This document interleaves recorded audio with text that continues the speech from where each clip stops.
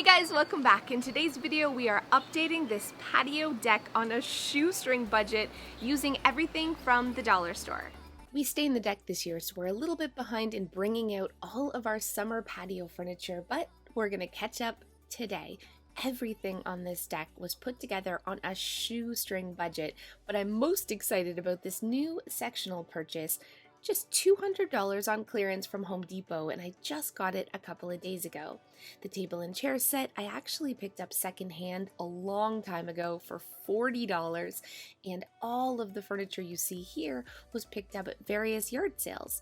You can update inexpensive or mismatched patio furniture with just some throw pillows. I think the biggest impact you can have on your patio is from one trip to your local dollar store. I picked up these great little containers and I am in love with these bobblehead gnomes. They're so adorable. I found these at Dollarama. I'm also using a lot of dollar store different containers to not only make a centerpiece but organize, and I'm going to show you how to do that in a second. These beautiful bottles were such a steal. For just a few dollars, they actually light up, and I just adore them. My go-to in the summer is always plastic placemats. The Dollar Tree and Dollarama has so many beautiful selections. They make easy cleanup, and these gorgeous Edison bulbs, they were a splurge at $4 each, but they look really high-end.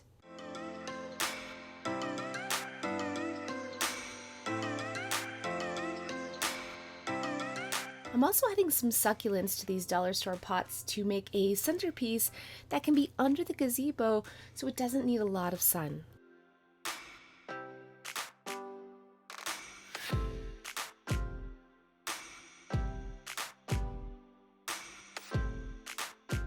I picked up this great little side table from a yard sale for just $5. A quick coat of spray paint, and it's the perfect spot to put our water jug and glasses for summer-long hydration on those hot days.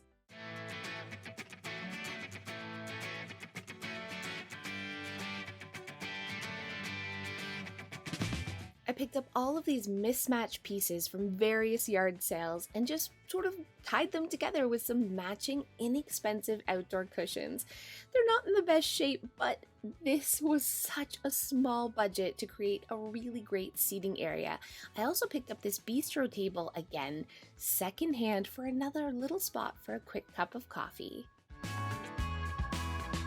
Of course, I have plants and flowers and my herb garden to definitely make this space beautiful. And to organize this space, I have a fence post that I just screwed some dollar store hooks on, and I'm hanging these dollar store pots to organize things like sunglasses and sunscreen, bug spray, all the little things that you're going to use. I just drilled holes in the bottom so that the water could drain out and put a larger basket for flip-flops on the bottom. You're organized, it's adorable, and I'm loving this little fence post organizer.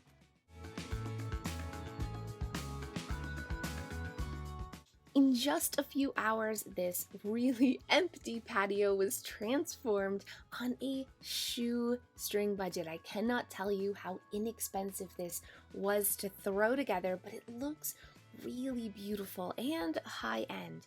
You don't have to spend a lot of money to have a really beautiful, relaxing space, and you deserve it. You deserve a space where you can just relax and unwind after a long day. So head to your local dollar store and pick up some great accessories today. Thank you guys so much for watching, and don't forget to hit that subscribe button and like for more DIY decorating and organizing videos each and every week. Hey guys, thanks so much for those of you who have stayed to the end. So I have a quick story time for you. It's a little embarrassing. I actually wasn't going to say it in case somebody actually watches this video who might know said person, so I'm changing the names. I went to a women's why do I air quote? I went to a women's entrepreneurship event a couple of days ago, and you guys know I don't like leaving the house. It's very people-y out there. I'm not a big fan of mingling, but I'm trying to put myself out there. So I go to this event and I know no one, and I see someone who vaguely looks like somebody who I follow on Facebook. She's like a local entrepreneur. So I go up to her and I say, "Oh, are you," I'm going to say Susan from picnic table solutions. I'm making this up, obviously it's not Susan. And she's like, no, who's that? And I'm like, oh, you look alike. And she's like, oh, I have a look-alike in Windsor. That's so neat. What's her name again? And my brain instantly thinks, this is what I think. Oh my God, she's gonna Google herself. She's gonna look herself up and she's gonna realize that this person who I thought she was isn't the most attractive woman. And they do sort of bear a resemblance in that they both have brown hair, but that's pretty much where it ends. So I don't want to insult her. So I say, in verbal diarrhea form, I say, okay, but if you look her up, know that you're way prettier and that you look, you know, I just thought maybe you were dressed up and you look much better than her. Not saying she's ugly, because if I'm saying she's ugly and I thought you were her, then I'm saying you're ugly. And you're not ugly. You are definitely not an ugly person, and not that she's ugly. And if you meet her, please don't tell her that I called her ugly. Just don't look her up. And I'm trying to stop the flow of words from my mouth, and it isn't happening, and she's not finding it cute or adorable. She's thinking I'm crazy, and so I just moonwalk. I moonwalk away, slowly, hoping that I'll just go die in the corner.